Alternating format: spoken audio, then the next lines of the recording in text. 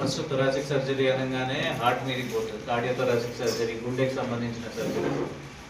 అది కాకుండా భిన్నంగా ఏంటంటే ఇప్పుడు థొరాసిక్ సర్జరీ అనేది ఒక డిఫరెంట్ కొత్త స్పెషాలిటీ. ముఖ్యంగా లంగ్స్ రిలేటెడ్ సర్జరీ. ఆ లంగ్స్ రిలేటెడ్ సర్జరీ అనేది అంటే లంగ్స్ రిలేటెడ్ ప్రాబ్లమ్స్ ఉంటుంది, సెపరేట్గా పల్మనాలజీ ఉంటుంది అనేది మనకు గత కొన్ని ఏళ్ళ నుంచి ముఖ్యంగా కోవిడ్ అప్పటి నుంచి మనకు చాలా మందికి తెలిసింది. ఇప్పుడు లంగ్స్ రిలేటెడ్ స్పెసిఫిక్గా సర్జరీస్ ఉంటాయి, సపరేట్ సర్జన్ ఉంటారు అనేది ఇప్పుడు అందరికీ తెలిసి వస్తుంది. దాంట్లో యశోద గ్రూప్ ఆఫ్ హాస్పిటల్స్ అనేది పల్మనాలజీ అండ్ థొరాసిక్ సర్జరీ కేర్లో కొంచెం ముందు నుంచి కూడా చాలా సర్వీసెస్ చాలా పెట్టింది. లంగ్ అవయవ మార్పిడి అనేది సమాజగూడ యశోదలో మేము ఆ సర్వీసెస్ కూడా స్టార్ట్ చేసాము. సర్జరీ అయిన పేషెంట్స్ కోలుకొని వాళ్ళు they are doing really well.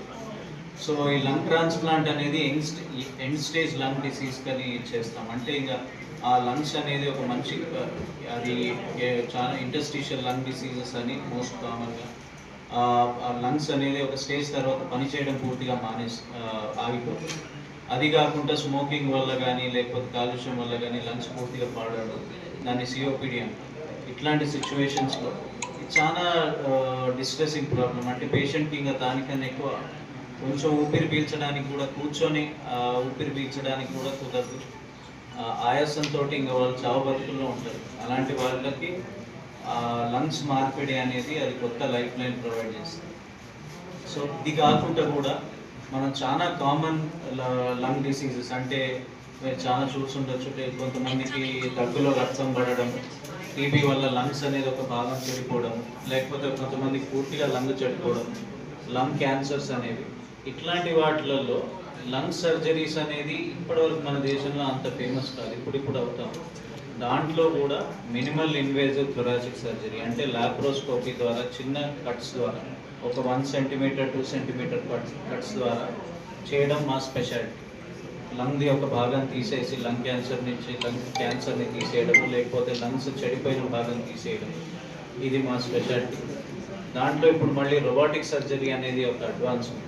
Robotic surgery అనగానే మనం ఏదో దూరం కొండలాగా మనకు అనిపిస్తుంది, కానీ రోబోటిక్ సర్జరీ అనేది ఇప్పుడు చాలా కామన్గా జరుగుతుంది. దాంట్లో కూడా మా హాస్పిటల్ ఇప్పుడు ఆ సర్వీసెస్ అవైలబుల్ ఉంది. సో ఇవన్నీ ముఖ్యంగా మీడియా మిత్రుల ద్వారా నేను చెప్పేది ఏంటంటే లంగ్ సర్జరీస్ అనేది అది ఒక సపరేట్ ఫీల్డ్.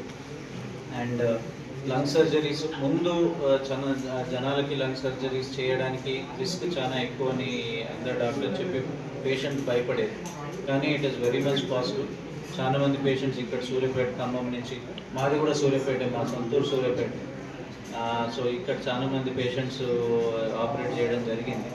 సో మీ ద్వారా మీ చుట్టాలకు కానీ ఫ్యామిలీ ఫ్రెండ్స్కి కానీ ఎవరికైనా లంగ్ రిలేటెడ్ ప్రాబ్లమ్స్ ఉంటే ఖచ్చితంగా వాళ్ళకి ఇన్ఫర్మేషన్ స్ప్రెడ్ చేయండి. Lung surgeries are not dangerous anymore, they are very much safe. అది మినిమల్ ఇన్వేజివ్ సర్జరీ అంటే చిన్న కట్స్ ద్వారా దాన్ని వ్యాట్స్ రోబోటిక్ థొరాసిక్ సర్జరీ అంటారు. దానివల్ల పేషెంట్ రికవరీ ఫాస్టర్ ఉంటుంది. అండ్ అది కాకుండా కూడా లంగ్ ట్రాన్స్ప్లాంట్స్ అనేది అది వెరీ మచ్ పాసిబుల్. కాకపోతే ఎటువంటి పేషెంట్స్కి చేయగలుగుతాం అనేది, ఎటువంటి పేషెంట్స్కి ఎంత సక్సెస్ ఉంటుంది అనేది అదొక డిఫరెంట్ సైన్స్. సో దాంట్లో కూడా ఇప్పుడు మా యశోద సమాజగూడ హాస్పిటల్ చాలా అది తగ్గిపోయిన తర్వాత కూడా కొంచెం భాగం లంగ్స్ చెడిపోతుంది. ఆ లంగ్స్ చిలుము పట్టినట్టు అయితే ఇంకా ఫిజికల్ డ్యామేజ్ అయిన తర్వాత ఇంకా అది రిటర్న్ అవుతుంది, అది ఆ ఫంక్షన్ రిటర్న్ అవుతుంది. అట్లాంటి వాళ్ళకి మళ్ళీ ఇన్ఫెక్షన్స్ అవ్వడం చాలా కామన్. కొంతమందికి దగ్గులో రక్తం కూడా పడుతుంది. ఆ దగ్గు ఒక్కొక్కసారి దాంట్లో క్యాన్సర్ కూడా మారే ఆస్కారం ఉంటుంది.